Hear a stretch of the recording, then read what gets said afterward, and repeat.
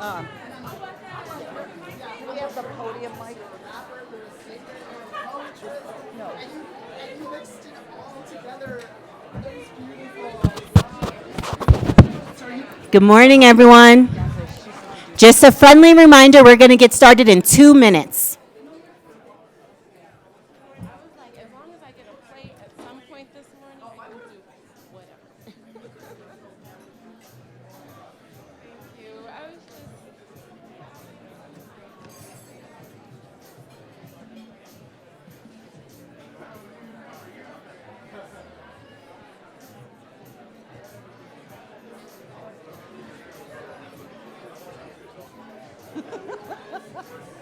Yeah, no, we got a poet now.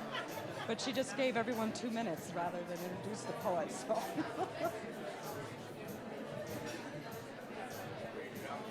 I'm going to give it to the poet. Because now we've got one.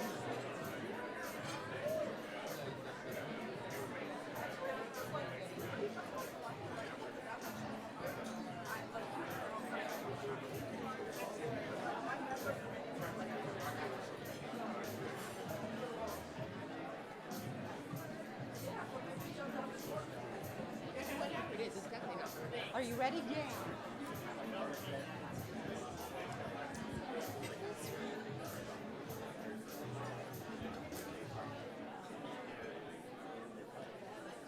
there an intro? I know, you're just waking everybody up. Great. Right? I'm so glad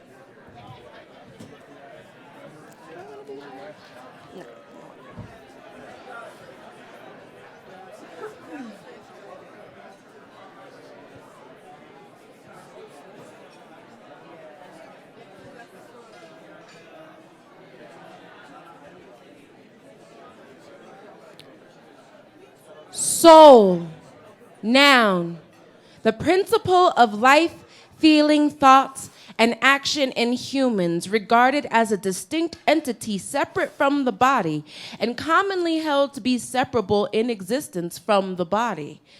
Philanthropy, noun, altruistic concern for human welfare and advancement. If you believe you are too small to make a difference, you haven't yet spent the night with the mosquito. African proverb. Awe-inspiring collectives can be found in the tiniest corners of nature, like neurons or insects. Collectives like these aspen trees, collectives like starlings blanketing the sky. To live, to thrive, evidence of having enough, maybe even enough to distribute in spite of inhibited acquisition, to lift upon air with seemingly clipped wings, to inflate new idea with pressed upon lung, manifesting this philanthropic soul. We have always built the boots and the straps and the sinew tensed for pulling. We have always responded to need with familiar capability, an extra ladle dished onto an unplanned plate, an extra bed on an extra blanket on a bed laced foot to foot with cousins, always giving first. Consistent solemn promises to never stand idle in the face of our brethren's need, in the face of our sistren's loss, in the face of vicious threat. There is active work to inhibit our vision. Machines reading biometrics as though a computer camera could recognize our flesh more clearly than a neighbor's caring eye. This narrative of destitution, endless and monolithic and almost always inaccurately reported because I've never once met a welfare queen. I don't know any thugs crossing the border, only families in need. And of course, currency is a limited tool. Truthfully, the weakest resource we own. It cannot respond and understand the way a heart might. It does not plan and engage the way a mind might. Capitally seems to allow mastery of experience, but experience was not always currency's pet. Once it roamed unbridled between humans in our own homes. This general understanding of our inherent value.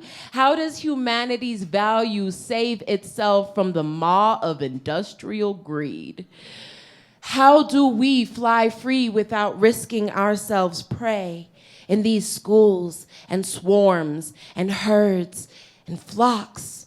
We could be the murmuration of the starling, each winged partner coordinating with its 7 most immediate counterparts, creating a pulsing cloud of iridescent black, a visual spectacle of thousands sweeping and dipping, redoubling. This phenomenon actually born an illustrious dance of defense.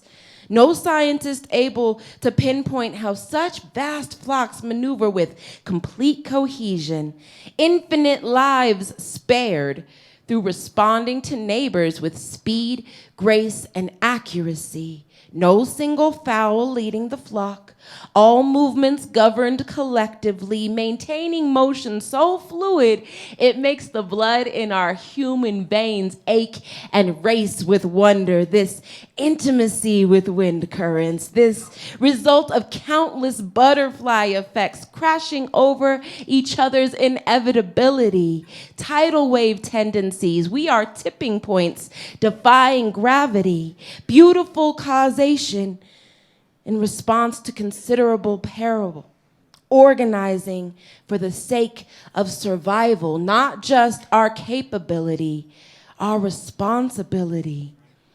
Every finger and feather and wing and buck and prayer essential. One might think in this fecund wilderness of a world that only the most large, most aggressive entities are allowed to procure safety. But the strength we might find our numbers in are endless and brilliantly adept at converting the horizons into vistas of sweeping change when our little pieces find their perfect places. We realize this skybound mosaic, building 2020 our vision, pushing past the jaded and antiquated naysayers who never took our care into consideration anyway, and putting the current back underneath the wings of we, our people. Good morning.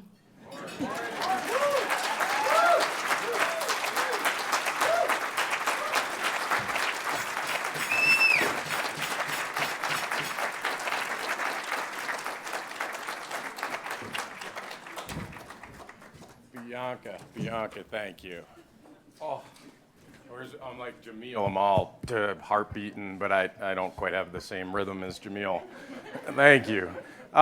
So we're about to get started. I just want to lay out what we're going to do, and then we're going to get Professor Shawn Ginwright up here, which we are super excited to have you here. Shawn, thank you for being here. Again, I'm Steve Patrick. Most of the crowd already is suffering from Steve fatigue, so I won't do any more of an introduction than that. That was so powerful. I can't think of a better way to have a conversation about healing than to bring that kind of wisdom right into the room. So I thank you for that. And you have to assume, like, we wouldn't have to have a conversation about healing collectively if we had more of that wisdom and permeate our culture, our society. And I think that's part of what this work is about. It's part of why we rely on the wisdom of young people. It's part of why we point out that for many indigenous people, when the snow falls, it is a super special thing, right? It's auspicious. It's part of why we honor the Ute people whose land we walk on. It's about that wisdom and resurrection of wisdom as a core component of our culture. And so we have the privilege today to talk about, we really collectively as a team, Shawn put out this piece. I think a lot of you have read it. It resonated so strongly with our team. It went viral across the 11 of us. But we know it's gone viral in the field too, because he's just back from talking to all the funders at Youth Transition Funders Group about this frame. And this is part of the future of the work of all young people being whole, being healthy, all humans being whole, being healthy. And so we couldn't be more excited to have this frame. We're going to have Shawn spend about 20 minutes talking with us about this frame and about this sea change and how we do this work. And then we're going to have 3 amazing leaders join us in conversation. Some of them you already know. You don't have Shakima fatigue yet. Never, never. And then we'll have a wonderful conversation with 3 leaders and Shawn, but I should get off the stage and introduce Professor Shawn Ginwright. Let me just say, Shawn and I met about a decade ago when Hillary and Pennington and I were trying to get the Gates Foundation to invest in organizing, and we brought this sort of rising star and a bunch of organizers to the Gates Foundation. We weren't as successful as we had hoped, but there's still hope for that. And so we hadn't connected until this paper came. I hadn't heard about what he was up to. And so then, if you look on page 24 at his bio, you'll see that dude's been busy since the first time I met him. Incredible amount of work that he's been doing, writing, producing. He's a professor at San Francisco State. He gets to work under the name of the Cesar Chavez Institute. That's like a beautiful responsibility. And he meets that responsibility and then some. So we have a great privilege to hear from Shawn Ginwright, and then we're going to bring the panel up and have a conversation with all of you about this frame. Thank you, Shawn. I'm going to give you a hug when you get up here. All right, Go get him. all right. It's an honor and a pleasure to be here, family. I always say it's not a small world. It's a big family. It's good to connect with folks and be able to share these ideas with you. I'm here to share some ideas about what I think are some of the most significant challenges and opportunities that we're facing with young people in America today. I believe that our fight for justice and our fight for equality, our fight for a better way of being in America is not simply a technical battle, but it's also a spiritual battle. And that oftentimes we've engaged in work in thinking of it as a technical way of changing the systems that shape the quality of life for our young people. But we also have to recognize that while we have a lens by which to see the world, our lens tells us that there's racism and that there's structural racism and homophobia and sexism. While we have a lens to see the world, and that lens tells us the conditions that young people must navigate, we also need a mirror. And that mirror requires us to reflect on our own lives, to reflect on the ways in which we've been harmed, to reflect on the ways in which we need to show up as human beings to provide and saturate young people's life with love, care, and hope. So in the next 20 minutes, I just want to share with you, the clicker is missing, so I want to share with you the ideas that I have about healing and what it means for, oh, there it is, I didn't see it. I don't have my glasses on, that's why, y'all.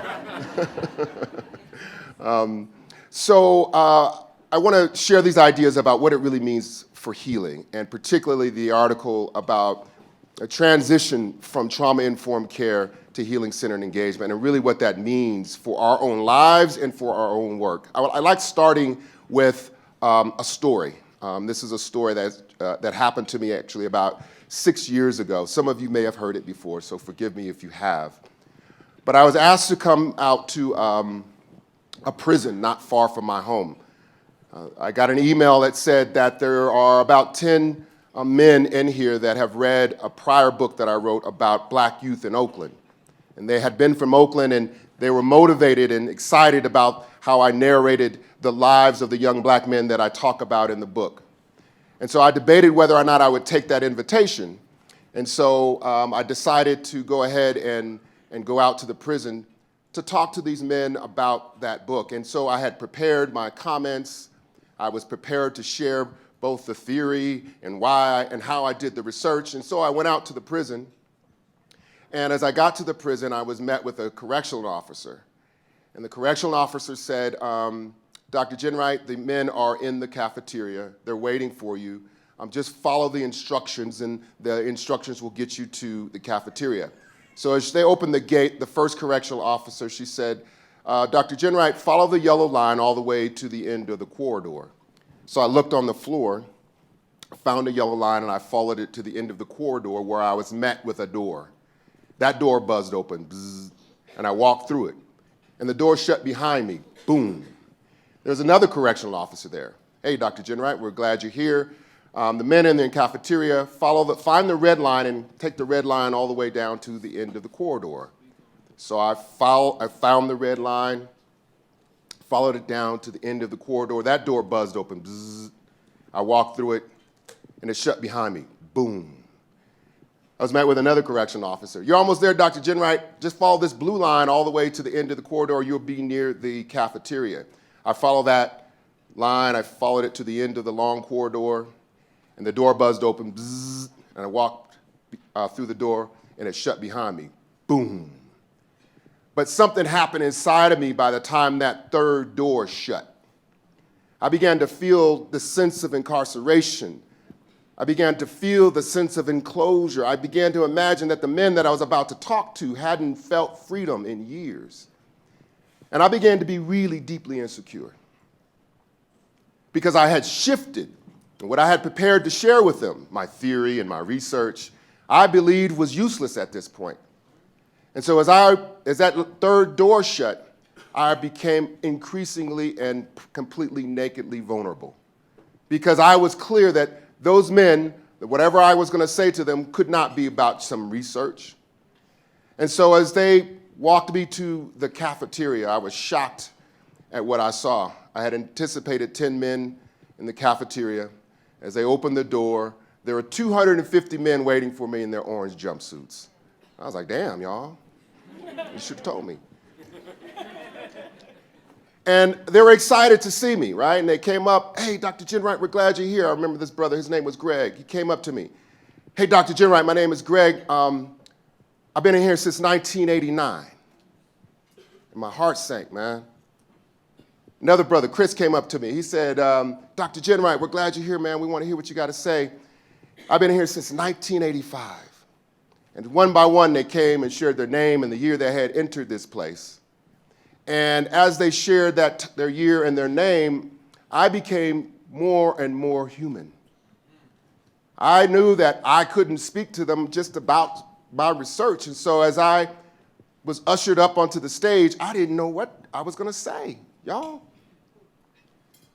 I couldn't talk to them about my research, and so I just talked to them from my heart. And I talked to them about my own son and the concerns I have of raising a 6'3", 16-year-old black boy in Oakland, California, and I was afraid for him. I talked to him about my aging parents and how I didn't know what to do and how to support my aging parents. I just talked to them for about 20, 30 minutes, and one of the things I said to them was that you're not whatever brought you here. And whatever brought you here, there's always redemption, and there's always the possibility of healing and hope. And I shared with them a couple of other things, and my time was up. And so as my time was up, I was ushered off the stage, and they were shaking my hand, and they were telling the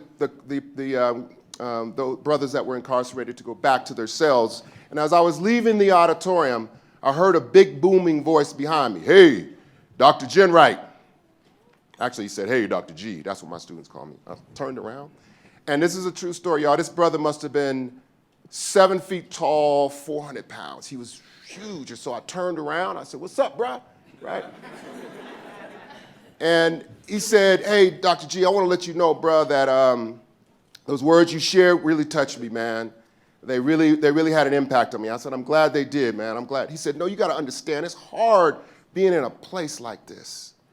People think because I'm so tall and big and I'm black that I'm a threat. And I got in a fight in here a few years ago, bruh. They cut me in the face, man, and it's hard to heal from stuff like this. I said, I'm so sorry to hear that, bruh. And he said, I'll never forget, he said, but you know what? There's something that I do every day to keep my healing, to always heal from being in a difficult situation like this. And I said, what do you do? And he reached into his pocket. And I was like, whoa, what are you doing, man? And he reached into his pocket, and he pulled out a little bottle. He opened the bottle, and he blew bubbles. And the bubbles floated over my head, and my first thought was, did this big brother just blow bubbles in my face in prison? And then he said, man, when I was a kid, man, my daddy used to take me to the park, and he would teach me to blow bubbles. So me blowing these bubbles, that's my space of hope. That's my space of healing. It heals me when I do this. And so as I drove back that night from the prison, I began to imagine, what are y'all's bubble stories? What are our bubble stories? How do we heal in a difficult situation that we're in? How do we continue to sustain ourselves in an onslaught of a society that sometimes doesn't support or love its young people? And so I became deeply curious about healing and the ways in which people healed in difficult situations. And I believe that the first thing I did in my sort of quest for trying to understand how people heal is I began to understand what they heal from. When talking to people in the south side of Chicago or Oakland or San Francisco or New York, they all shared the same common discussion about what they're healing from. And there's challenges to hope and healing.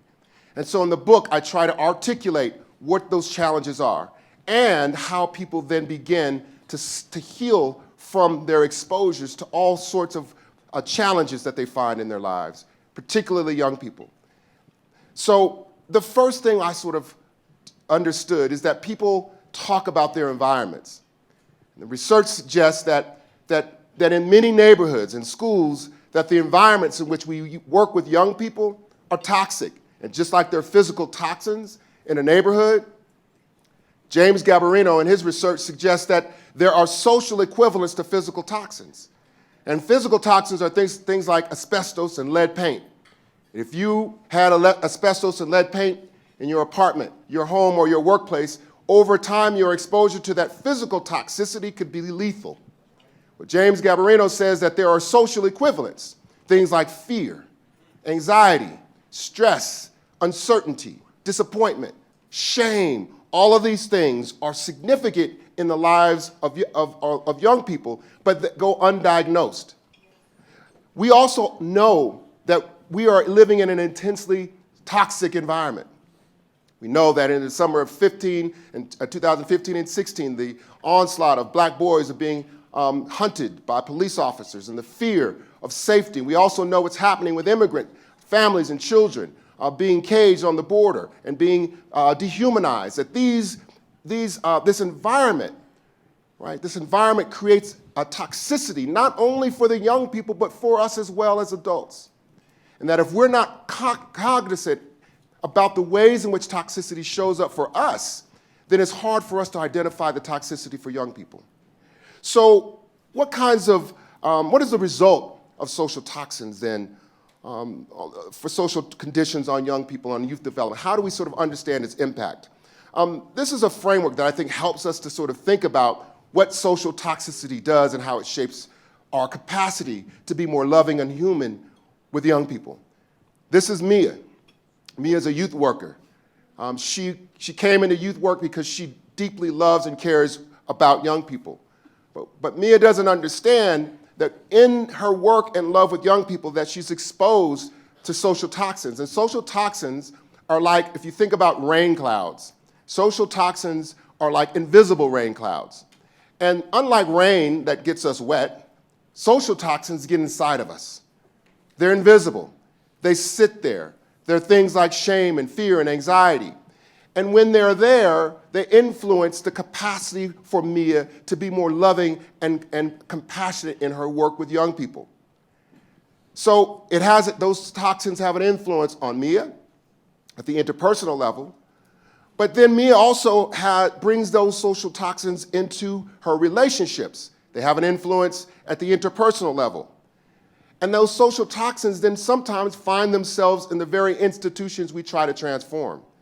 Those social toxins have an influence on the values, they have an influence on the practices, and they have an influence on the policies of those institutions.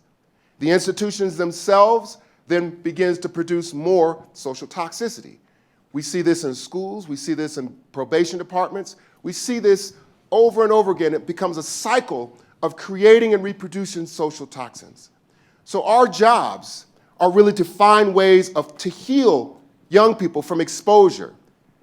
James Bolin says that oftentimes that exposure to social toxins, that trauma, a result in violent behavior, fatalism, depression, anxiety, right? These are symptoms of something much more deep. So the future of healing. In a workshop I was doing with some young people, about 10 young men, about 3 years ago, I was trying to get them to understand about social toxins and the ways in which it influences their own stress level. And as I was asking them to talk about the challenges, and these young men were homeless and they had faced all sorts of trauma. And as I was going around the circle and trying to get them to understand trauma and stress and get them to share their stories, one brother named Marcus stopped me and said, "Dr. Ginwright, man, I'm more than what happened to me. I'm more than just my trauma." And at first I didn't know what he meant. But he was trying to get me to understand that the workshop and the way that I was defining him was relegating him to the thing that happened, not the thing that could be, right? And so when he said that, he shifted me. He said, I also want to be a DJ, right? I also want to be able to open up my own radio store, my own a technology store, right? He began to tell me in his dreams. And so while I thought it was important to understand trauma-informed work, his comment shifted me in thinking about a different possibility. And that is, how do we get young people to dream about other ways of being? And so his comments sort of got me to think about some of the limits of the ways in which we think about trauma-informed care, right? And trauma-informed care tends to see the trauma as an individual experience versus a collective one. We know that black and brown children don't experience fear from the police at an individual level. These are collective phenomena. We know that oftentimes trauma-informed care doesn't address the root cause of the problem, right? That oftentimes trauma is not something that accidentally happened to you, but it is an intentional act of policy that created the conditions for trauma to occur. So we have to think about the root causes of young people's trauma and not just think of it as an episodic event. The third is that oftentimes trauma focuses on coping, man, instead of healing. And what I mean by coping is that how can I navigate? How can I overcome? How can I deal with the thing that happened as opposed to resolve it and see beauty and love and hope in my future? That's healing. And so while it's important that we have trauma-informed work and trauma-informed care, my point is that it's important, but it's incomplete. And so what I argue is that we need to shift from trauma-informed care to healing-centered engagement. And healing-centered engagement is a way that we think more holistically about the capacity to see the humanity in young people and see the humanity in ourselves. And there's just 4 points that I think are important in our thinking about healing-centered engagement.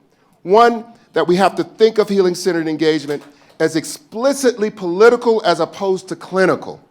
That means that we have to understand that trauma is a result of political and policy decisions. It is not only a treatment, right? And when we see trauma as a function of political decisions, then that is a political response. That means that we have to think about transforming the policies and the conditions that cause the trauma in the first place. Second, healing-centered engagement is culturally grounded and views healing as a root restoration of identity. A friend of mine says, la cultura cura. The culture cures, right? And that many times young people find themselves with shame. That's a form of trauma, y'all. To be ashamed of your thick lips and kinky hair. To be ashamed of your language. To be ashamed of your accent, right? These are other forms of trauma that oftentimes if we don't get at, right, if we don't get at how our culture provides a pathway for us to become healing and whole again. Third is that healing-centered engagement is an asset-driven approach. It focuses on well-being rather than the symptoms we want to suppress. Healing-centered engagement says, what do you dream about? What do you want to be? What is your hopes, right? So that we don't only focus on this suppressing anxiety or suppressing the kind of symptoms that we don't want to see in behavior, but we also foster and think about what we want to create. And then lastly, healing-centered engagements supports adult providers with their own healing. And I wish I had a little more time to go into this point, because we cannot think about healing as a one-way street. We need healing too, right? There are things that we grapple with, the stories that young people bring to us, the conditions that young people experience in their community has an impact on our own ability to be whole and show up in a human way, right? So we need to think about healing in our own work, not just professional development. We're more than just professionals, we're human beings. So we need a strategy to support the healing of the adults so that they can show up more human for the young people in which they love and care about. So how do we foster healing? This is a quick metaphor, and then I'm going to give you some recommendations. A friend of mine is a botanist at UC Berkeley, and she liked the metaphor around toxicity. She said, we used to take these plants, and I know Steve talked to you about the aspen trees. So this is sort of a building off of that, right? She talked about they do this experiment where they put these plants in these toxic chambers, and they would pump the gas, toxic gas into these chambers, and they would look at the response to the plant to the toxic gas. And she said that the plants would oftentimes die in different ways. I'm like, no, that's not what I'm talking about. I'm not talking about death. I'm talking about love and happiness, right? And she said, no, Dr. Ginwright, like another time we took a community of plants, and we took those same plants and we put them all together in the toxic gas chamber. And we still pumped it with gas, but because the plants were together, they did something differently. They began to take different nutrients out of the soil. They began to metabolize those different nutrients in a different way, and the plants began to emit a gas in the chamber that cleaned up the toxic gas we were pumping in. That's healing, y'all. That's what I think our work is about, is transforming the work we do to heal the toxicity that we have in our society. And so there are some recommendations that I want to end with that I think are important for us to consider.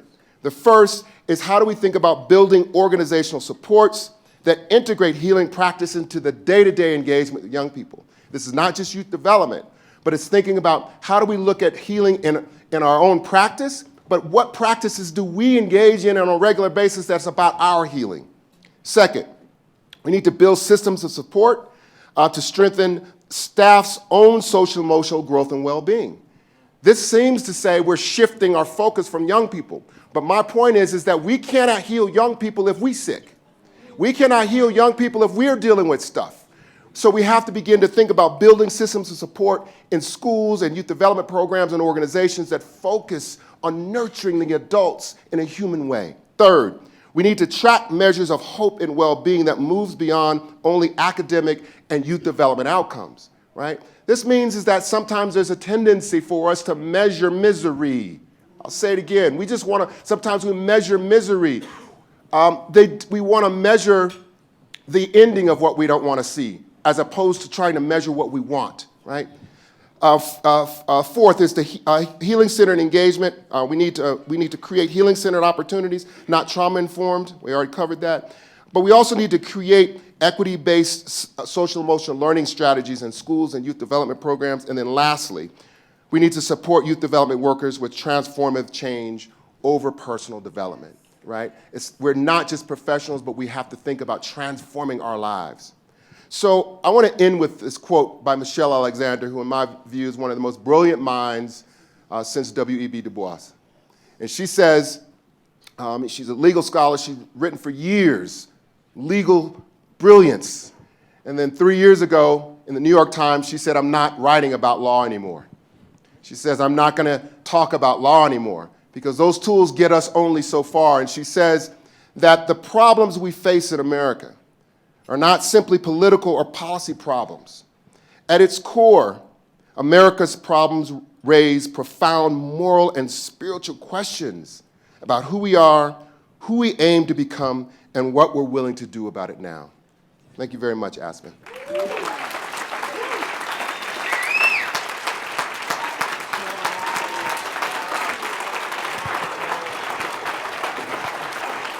Thank you, brother. That's awesome. Thank you, man. You mind doing down there? So beautiful. Thanks, man. Yeah, you done. Holy cow. You can't drop the mic when it runs up through your shirt and is clipped, but drop the mic, Shawn. Dr. G, if I may, because I feel like a student. I just learned. All right, we're going to have a conversation. Let me just start with basic. Oh, the clicker, yes. We're going to have a clicker and a conversation. So here's who we have with us, and I encourage you to look at the bios. I already mentioned Dr. G's is on page 24. We'll amend it to add the G part. We'll jump in, and then we'll bring you all into this, because I can feel there's some energy in the room. So first, Carlos Rojas joins us. Welcome. It's really a privilege to have you here. Thank you. He leads a bunch of work at Youth on Board that focuses on this kind of approach. Is that a fair way to say? Absolutely, yeah. Everybody knows Youth on Board? Raise your hand if you're aware. Yeah, I mean, based in Boston, great resources for this kind of work, great resources around youth organizing, youth-led, youth engagement. And so it's really a privilege to have you here. Thank you, for joining us. Cheryl Davis, you all know her, San Francisco Human Rights Commission.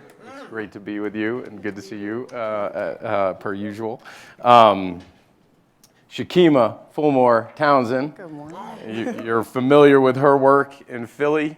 We're going to see a lot of that work in May, and it's a real privilege to have Shakima back with us, per usual.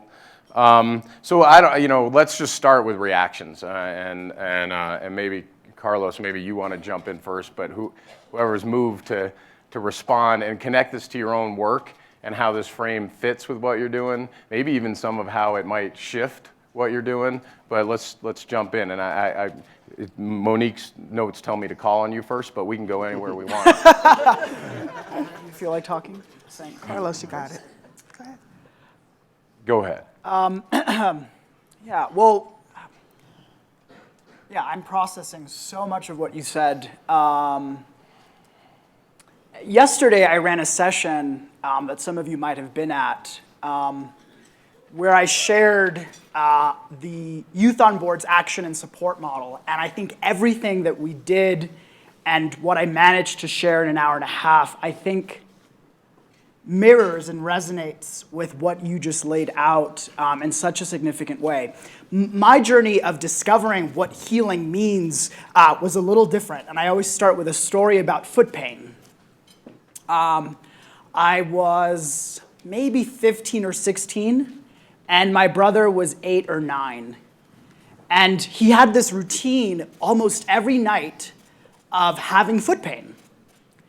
And my mom would have to come into our room, because we shared a room, and she would have to give him rubbing alcohol and rub it all over his feet. And then the pain would go away, and then he could fall asleep. And I got really curious about why almost every night my brother had pain, and I believed him. I don't think he was lying. And that my mom would have to rub rubbing alcohol on his foot, and then he would be able to fall asleep. So one night I walked into our room, and he asked me to call our mom because he needed his, nightly dose of rubbing alcohol. And I decided to ask him when the pain had started, if he could remember when the pain started.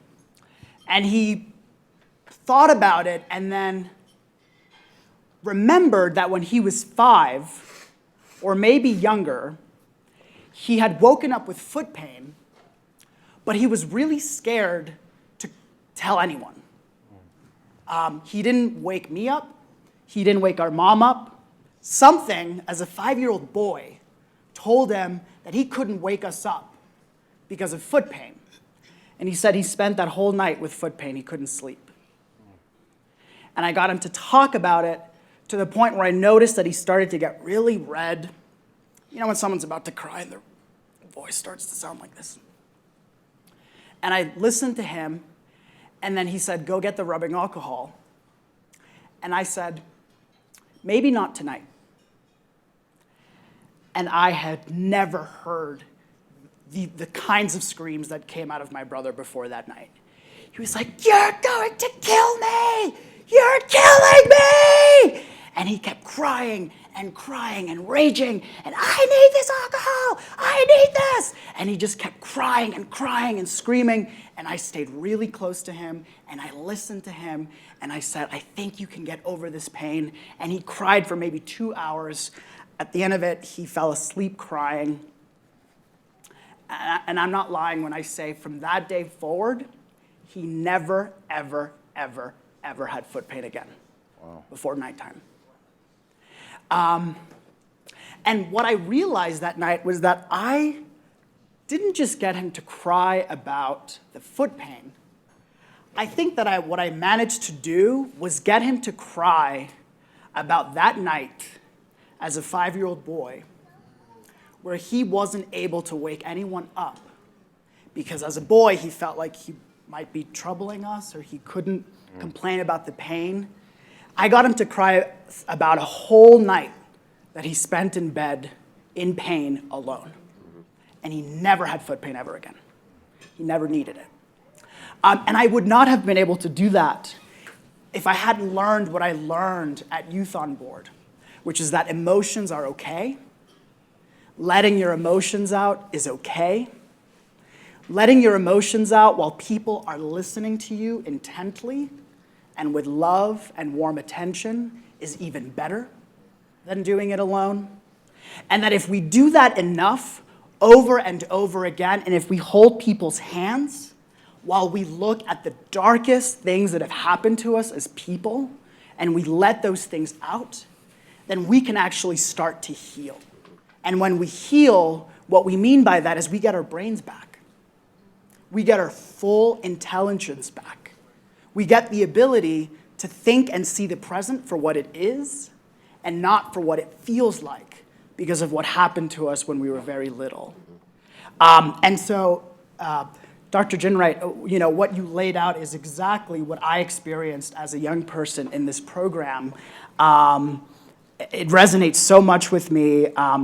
I'll leave it with that story, but I'm excited to delve deeper later on in the conversation about how do we actually do that? What are the mechanisms? So many times I'm sure you have people in front of you talking about healing and the importance of healing, but very little do people leave you with actual steps for how to do it. And so I'm excited for the conversation that's going to follow. Great, thank you. Cheryl, let's turn to you. In fact, I wasn't following Monique's script. Yeah. You should have called me out on that because I really do want to ask you to talk about your work and the frame that you're working with in San Francisco. So, Great. Would you? Yeah. I will. Can you hear me? Okay. Let's see. I started out as a kindergarten teacher, so I like visuals and I like to do things in story. I think I'm at the end. Can we? Okay. So I'm going to share a little bit about San Francisco, and what really is interesting to me is that as Dr. G was talking, I realized that I am definitely one of the adults that needs healing and is not yet. He and his wife have tried to work with me and get me healed. It's taken a little bit longer than expected. We all heal it. Healing, right? But this idea of culture and spirit, and that's part of what we've been trying to do in San Francisco. We have several community collaboratives which are based in really how do we do this with the lens of thinking about our Latinx community, our African American community, our PI, and Pacific Islander, and what does it look like to be really youth-led? And one of the challenges for us is this idea of healing-centered opportunities versus the trauma-informed opportunities. And I say that because when we've gone through some of these young people who are probably on the path to being incarcerated or who have come out and they say to us, I want to go to the zoo, right? And we're like, you are 19, why would we take you to the zoo? But the reality of it is to this idea of the things that didn't happen in their youth, the things that they need to get back and to actually live their childhood are core and important to that healing process, and we need to listen to young people in that process. So youth-centered and youth leadership is what we're trying to do from all those different cultural lenses. So I'll just keep going and say You that guys do ultimately. next slide? You can do it from there, the next slide. Thank you. So the cultural identity and appropriation has been really something, and the idea and notion of how we move through this work in terms of cultural and spiritual. And I like to say that our ancestors got it right. The indigenous people, our Negro spirituals, all of that, they got it right. They understood the tie between culture and spirit, and that there are all these studies now about the idea of spirituality leading to hope, which leads to self-sufficiency. So if we're going to talk about spirit and culture, we need to actually dig down and understand that piece, right? Like this idea of the medicinal drumming that's happening on the next slide with within our Latinx community and what that looks like. But also when I think about Harriet Tubman and the poems and the songs and this idea of using music to get from one place to another, or this idea of hope and healing, really being able to help our young people own that, right? Understanding that Swing Low, Sweet Chariot wasn't just about going to heaven, but it was also about how do we get through this movement right now? How do you understand that that is the call for you to come meet me? I'm going to get you to freedom, that piece of it. And what I like about our folks in the Mission and Roadmap to Peace that's doing the drumming is that they have actually trained young people to do that, and that they then go out into community and share that work. But in the same way, we have our young people that are doing spoken word. We need to value that. That are writing their own music. We need to value that and sharing their experiences. If we move to the next slide, this idea of how we bring people in is really important. Like doing it communal and not saying, oh, that's that group's thing or that's that group's thing, but it's all of our thing. Like if we really go back in history, drumming is a part of all of what we do, right? And if we could do more of the drumming, then maybe we'd do a little bit less of beating up on each other, like working our energy and our emotions out on a drum. And I think missing that in terms of what our culture and what it was that we were meant to do. There has been this idea, notion around storytelling and changing the narrative. What's really important around changing the narrative is who tells the stories. On this next slide, there is this imagery about like what it looks like, diversity in books. And if we look at that, like animals, trucks, inanimate objects have more book time than people of color, right? And so what is that message? How are we passing down history and culture if we are not represented in books? How do we get the story out? How do we make people feel valued or important? And then in some of those books, all we get are not regular everyday, like it's normal to be a person of color. It has to be the story of King, or it has to be Cesar Chavez, or it has to be some amazing thing. It doesn't celebrate just everyday life of people of color. And so part of that is that what we've done is that we've tried to think about how we have young people tell stories, how we have young people share their experiences. And we don't need to look far. The studies show that there's therapy in writing, right? There's therapy in getting that out of what's inside of you and putting it on paper. So part of the work that we're doing is saying, let's put it on paper. But the next piece of that is building a safe space that you can take what's on paper and speak it. And that's the hardest part. Because that thing that's inside you that it took so long to write, to make yourself vulnerable enough to share it in front of folks. So that's where adults need to do a little bit more. Like as we move to the next slide, like there's this how do we write, taking that space, and then the next slide is how do adults stop asking young people to do what you're not willing to do. Come on, come on, come on. When we ask a young person to write, if you're not willing to sit down and write with them, don't expect them to write. Because it's not a safe space. If you're not willing to put yourself out there, why should they be? And so part of this healing is, again, like to Dr. G's point, how are adults being a part of that? How are you modeling what you're asking them to do? And how are you dealing with your own stuff, right? Which is hard because we don't want to admit that we have stuff, but we cannot help them. The next one is about now how do we take that, take the stories and what they've written, give them space and place to like share that. I think ultimately, for me, we talk about how do we build adult allies and not saviors? How do we create a space where we come in and are actually working with young people? How are we working with them to amplify their voices? There's this new thing, youth-initiated mentoring, right? Which is about not how do we pair young people with mentors, but how do we prepare them to identify mentors that work for them. Yes. Right? So as we do this work, it's really about how do we fall back on how we think we know what's best and actually provide space for young people to tell us what's best and to actually honor that. And that is part of this process in San Francisco is like, how do we use song? How do we use music? How do we identify culture and understand the spirituality of that storytelling, of that singing, of that dancing that gives us hope that moves us to the next level? Damn. Ashe. Thank you. Shakima, you were actually visibly responding, so jump in with Project U-Turn. So I'm gonna not jump in with Project U-Turn, Okay, Steve, if jump that's in. okay Yeah. with you. Let's just keep the theme going of me being floundering here. Go ahead. Sorry. That's okay. So good morning, everyone. I made a couple of choices very early on in my career, and the reason why I was getting so excited, I've gone through every emotion up here, from my legs shaking, my heart beating really fast, because I can feel the presence of the divine, and it physically envelops me.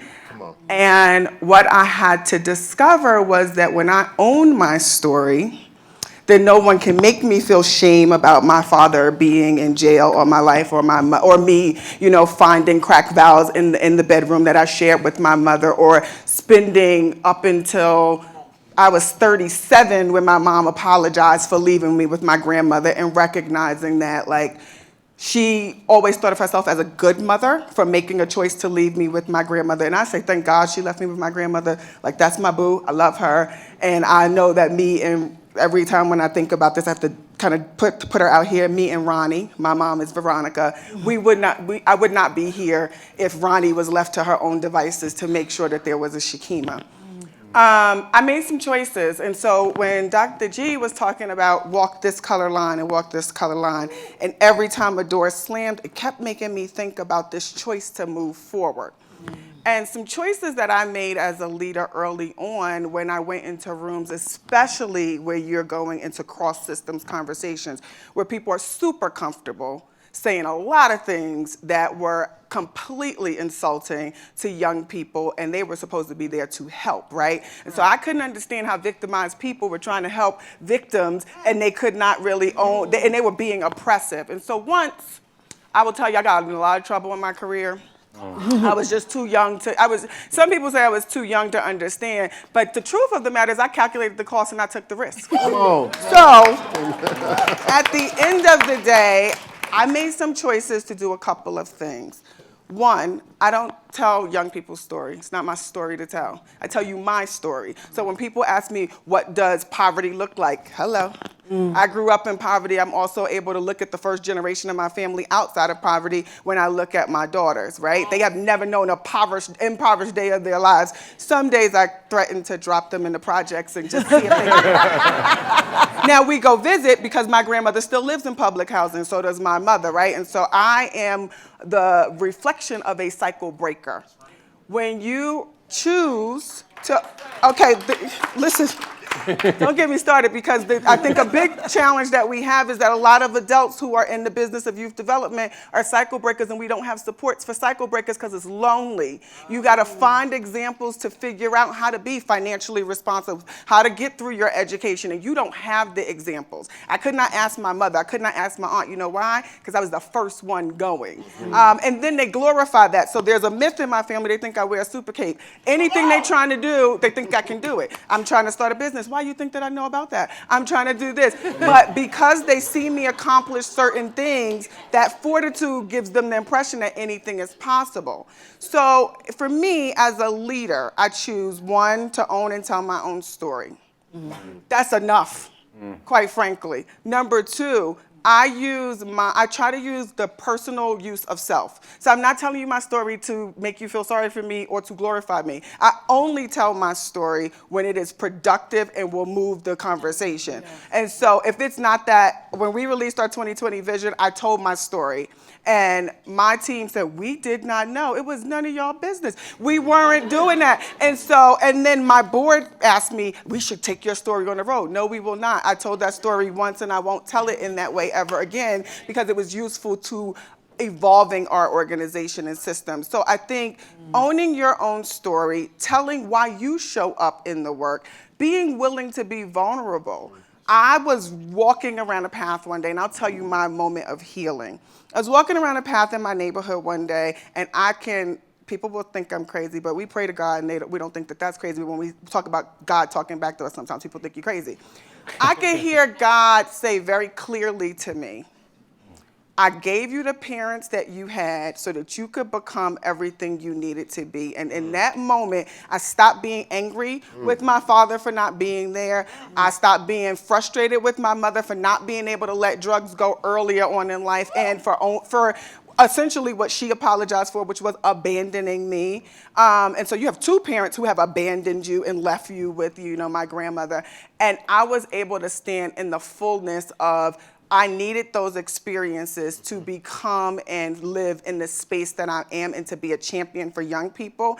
And I've also made the choice to always, anytime I'm in the presence of youth and young adults, to see their dreams with them and to not define them by the circumstances, because I'm a 39-year-old woman who is running a $20+ million nonprofit. My story and my history, just because I went to the University of Pennsylvania, I went to boarding school, that is not the circumstances that I came up with, and people make assumptions about how I got where I got, but I use that to say that it's not that it's easy.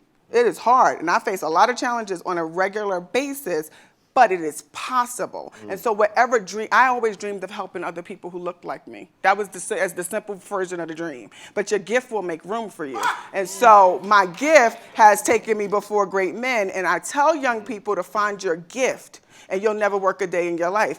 Find your passion, and it will actually fuel the rest of your life. If you can find it and you can nurture it, along with the experiences that are developing you, then you are unstoppable. And the trick of the enemy is to have you believe that these circumstances and these people have something to give or something to take away from you. When the truth of the matter is the divine is already worked out for you, and that these experiences that you step along are either going to take you closer to your journey or around it. But it will never take you from your journey. Preach. It will never take you from your journey. And if I can teach every young person that I encounter that their journey and their destination is graspable, it's reachable, and the choices you make will either get you faster or get you around it. I never said it would not get you to it. So if I can get every young person to switch that mind frame, for me, that is my gift back. That's my thank you. Because I feel like that's the gift that I've received, and that's how I honor it.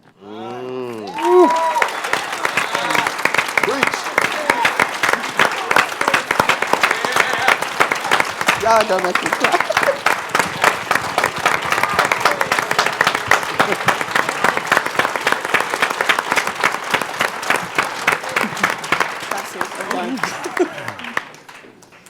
Shawn, why don't you talk, man? You want to respond to that? I don't have. All right. Here's what I will say. That was healing centered. That you just epitomized that for us. Thank you. One question for us to take this out from ourselves, and it was amazing to hear a through line of the deeply personal for each of you in this work, and how that self-healing reflected, or how it starts with young people, whether they're 5 years old. Where do you start to accumulate this toxicity? And probably from day one. I mean, the data on the books is unbelievable to me. And so, in a lot of ways, it's the toxicity in the air we breathe that you were describing so well, Dr. G. And it's a lot like what Brian Stevenson tells us, right? That we do winning in America. We don't do truth. We don't do healing. We don't do reconciliation. And that we all walk around breathing that toxic air, and that we are all worse for it. And I agree that none of us are, what you learned and you already knew when you went to visit that prison, that none of us should be defined by the worst thing we ever did or the worst thing that ever happened to us. But how do we now, we're living in Agent Orange toxicity right now, dude. It is deep. And so how do we bring that into the culture? How do we really make that part of the structures that we're working in? You've really begun to hit on it. Each of you brings that into the structures of your work. But let's talk about how we make this the common experience versus a very unique, set of things that happen only in pockets and in cracks. Anybody want to respond to that question? Well, I'll just say off the top, one of the things that I took from the book Jeff Chang's We Gonna Be All Right is this idea of how do we embed culture, right? How will culture survive? And that ultimately America doesn't have, like other countries, culture embedded in the day-to-day and infrastructure. So really thinking about how do we begin to change the overall system to make culture embedded into that work. Yeah, beautiful. Oh, go ahead. You know, I was going to say, I don't think we don't have to technically create a healing-centered movement. It's being birthed as we witness it. And I think that this space that we're in right now has a function, has a purpose, has a human-directed purpose for a greater cultural evolution, right? That I think that without, we don't have to think about this sort of movement as, you know, creating greater funding streams and figuring out all these technical things. The communities are yearning and doing it anyway, right? Mm-hmm. All this is a reflection of what's happening and occurring. And I think that those of us who have done years and years and years of organizing, thinking about movement building, thinking about you know, how to transform systems, that one of the things I tell my graduate students is that the greatest casualty of oppression is not blocked opportunities. The greatest casualty of oppression is not limited opportunities, but it is the destruction of our ability to dream. And that means that oppression tells us that all we can do is fight it. Right? But we have a greater responsibility. We have to fight and block oppression, but we have the responsibility to dream beyond it. And if we don't do that, y'all, we fail. We create the same systems that created the conditions in the first place. We just move the blocks around in the same system. And so I think our role, right, our role is sort of in this movement about healing is to take that courageous act and really begin to dream and think beyond how can we transform the system so that they support young people of color in ways that see in their full humanity, as opposed to shifting the blocks in the same puzzle. You know, we founded Listening Works out of Youth on Board after the 2016 elections because I think not a month after the elections, we noticed a horribly toxic culture in our social movements. A month into the elections, 2 coalitions in our city broke down of young people of color. I saw national movements splinter, unable to talk to each other, unable to cooperate, unable to resolve and lean into conflict and differences.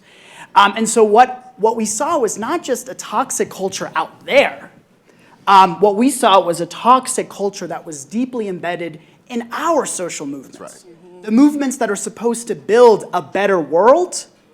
And so one of the things that we often think about for us is what is our goal, what is our North Star? What is the compass that is going to keep me fighting and not giving up on myself and not giving up on the people around me? What is that belief? What is that phrase that keeps your mind on the prize? And for us, it's 3 not so simple statements that I had the people that came to my workshop yesterday walk through. And these are our North Stars. And as I say them, I challenge you to think about what are your North Stars? What is the compass that's going to guide you, no matter how toxic, how discouraging, how angry you might get at the people around you? The first statement is all people are good. For us, it is deeply important to believe and hold on to truth that all people are inherently good. This is not just true about yourself. This is not just true about the people immediately around you in your community, but it is true universally. And if we don't believe that, That's right. then we're going to have a really hard time building the world we want to see. The second statement that is our North Star is all people get hurt. Fundamental to our model is that believing that all people get hurt. If you think about a newborn baby, being born into this world, needing affection, love, care, not to mention the basic necessities, food, shelter, protection. Almost no one on this earth gets all of that. A lot of us were born not even getting the basic necessities, and even those of you who got the basic necessities, who were born into privilege, I know you did not get all the love, affection, and attention you needed, right? And so when we grow up, we walk around as hurt adults, people who didn't get everything we needed. The third statement that is our North Star is all people can heal.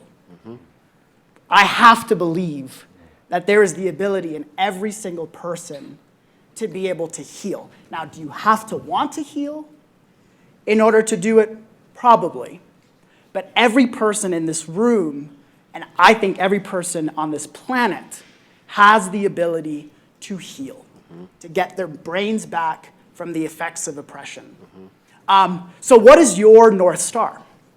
What is the compass that is going to keep you moving in the direction you know you need to keep moving in, which is the direction of building relationships with people, reaching across when it's too difficult, when it feels just too hard to keep reaching.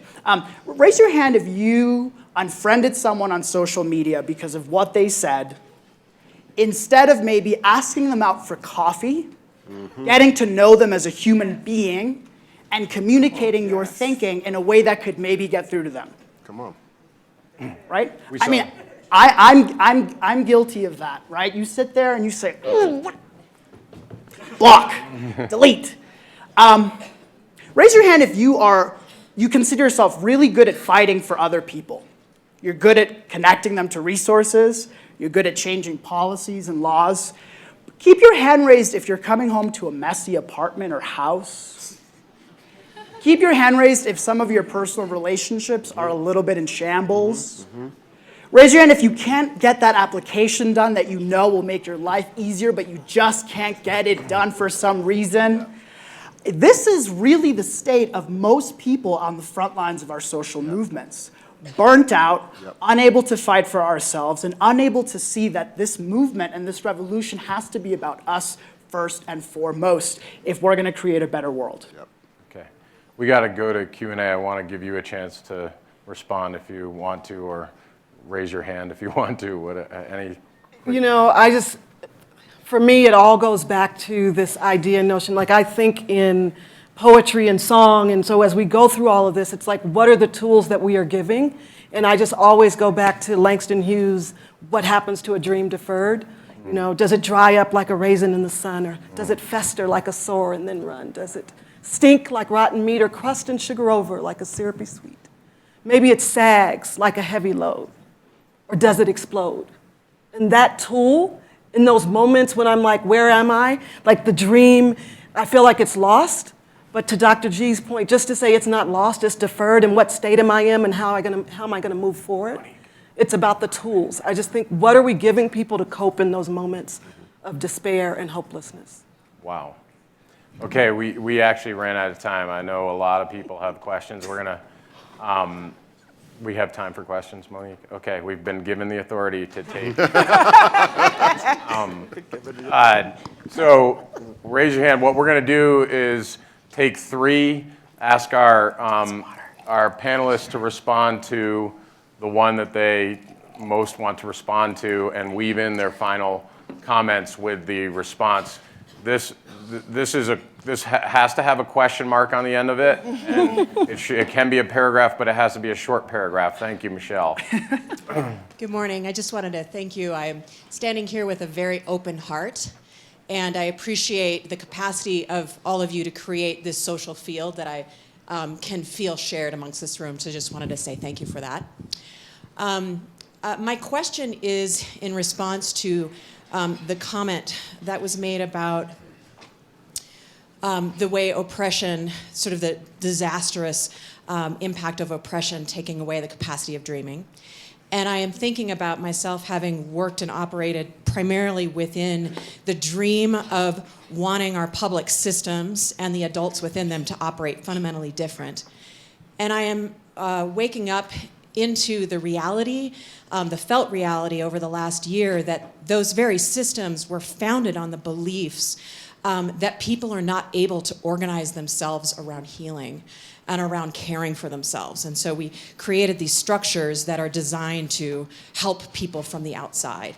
And so I am myself trying to struggle around the question around what is the sort of, what are we doing to iterate change that is in systems that are transactionally based?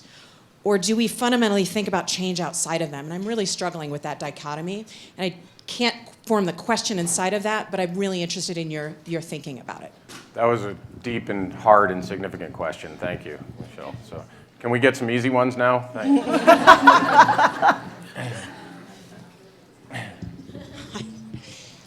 Hi, Dr. Ginwright. I'm a physician, so I tend to think in my lane. So there's been about 10 years worth of research showing that all of the things you're talking about are actually what makes the life expectancy of Black and brown people shorter, that racism is actually bad for you and it kills you. And it is that shame, and if you measure how much shame and oppression people have felt, those people have higher blood pressure, they have heart attacks, they die sooner. There's very little shown to ameliorate that at all, but a little bit in some of the research in Berkeley has shown that men who had a pro-Black bias actually didn't have that problem. So they had the same number of oppressive events, and then they did not have high blood pressure. There's a little bit showing that people who, that there are some characteristics that maybe are protective, and I think we maybe already know what those are, because we see the people who seem not to have as much problem, but I don't really have an articulation of what do we think our way of giving those to people. Because if I'm trying to then have you not die sooner, that's my job. I can't just treat you once you get sick. I need to figure out some way to be supporting things that make you safe from these toxins early on in your life. And making everybody pro-Black is possible, maybe, but probably not an only strategy. Do you have other strategies that you think are protective from those toxins? Because for me, those are health strategies. We're not supposed to answer now? You're not supposed to, but there are no rules right now. So go ahead, Doctor. Real quick. I just want to it's kind of like playing double judge. I just want to jump in. So I think that's to both questions, that's the role of our institutions. So I believe that we have to rethink what we mean by education. We think of education in schools as places of learning, not as places of belonging. And I think our role in schools is to provide ways in which we saturate young people with those kind of healing opportunities, whether it be around gender, whether it be about racial identity, but it's to provide that environment. And it's really, to the first question, is to use these institutions to transform our technical way of being with each other to transformative ways of being with each other. That means that teachers are human beings and show up as human beings for students, and vice versa. So I think that schools play a significant role in being able to provide young people with those kinds of supports and protective factors. Can I just add to, sorry. Yes, you may. There's no to that, rules. one of the things that we've been doing is working with our community collaboratives around curriculum that embeds, that talks about, like, you know, get on board, little children, get on, like what that really is about. Like, how do we use the culture and embed it and make it a through line and talk about Kendrick and all of that. So it also is about not just our schools, but our service providers and our folks that are with young people outside of the school day. How do we talk about it in that reflective manner? Okay, we don't have time for, I'm going to violate all rules. I may lose my job, but just the question, and then we're going to close and with short answers, and thank you. Great, really short question. What are some of the practices that you all do personally to maintain your healing that you can share with the audience? And sub-question, when does the offering basket get passed around? Because I feel like I just went to church.